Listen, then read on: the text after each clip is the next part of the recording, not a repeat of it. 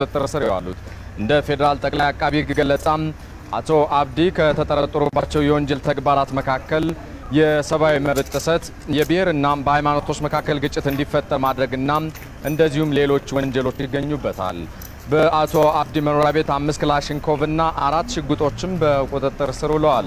መኖሪያ ቤታቸው በፖሊስ ቁጥጥር ስር መዋሉንም ለማወቅ ተችሏል።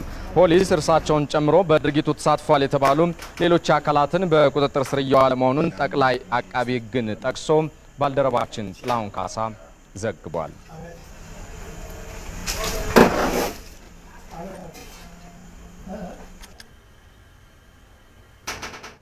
በሰኔ 16ቱ የቦምብ ጥቃት ቦምቡን በማፈንዳትና ቦምብ በማቀበል የተጠረጠሩ ጥላሁን ጌታቸውና ብርሃኑ ጃፋርን ፖሊስ የጠየቀውን የ13 ቀን ተጨማሪ የምርመራ ጊዜ ፈቀደ። ፖሊስ ከኢትዮ ቴሌኮም ተጠርጣሪዎቹ ሲያደርጉት የነበረውን የስልክ መልእክት ልውውጥና የኤፍቢአይ የቴክኒክ ምርመራ ስራ በማጠናቀቅ ነው።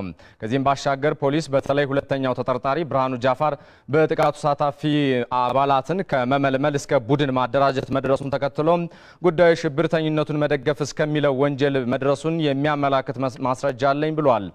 ተጠርጣሪዎቹ በበኩላቸው ፖሊስ ያለ አግባብ እያንገላታን ነው፣ አዳዲስ የምርመራ ስራዎችን እያመጣ አይደለም የሚለውን ለችሎቱ ጠቅሰዋል። በተለይም ብርሃኑ ጃፋር የተባለው ተጠርጣሪ ያለ ጥፋት ነው የታሰረኩት፣ እንዲሁም ፖሊስ በሌሎች ላይ ከመሰከርክ ትለቀቃለህ እንዳለውም ለችሎቱ አብራርቷል። ሁለቱም ተጠርጣሪዎች የዋስትና መብታቸው እንዲከበርላቸውም ጠይቀዋል። መርማሪ ፖሊስ ተጠርጣሪዎቹ የተፈጸመውን ጥቃት በሀገር መሪ ላይ የተቃጣ ግድያ እንደዚሁም ለሁለት ሰዎች ህልፈተ ህይወትና ለ164 ግለሰቦች ጉዳት ያስከተለ መሆኑን በመግለጽ የወንጀል ውስብስብነቱ ከባድነት አብራርቷል። ከዚህም በመነሳት የዋስትና ጥያቄውን ተቃውሟል።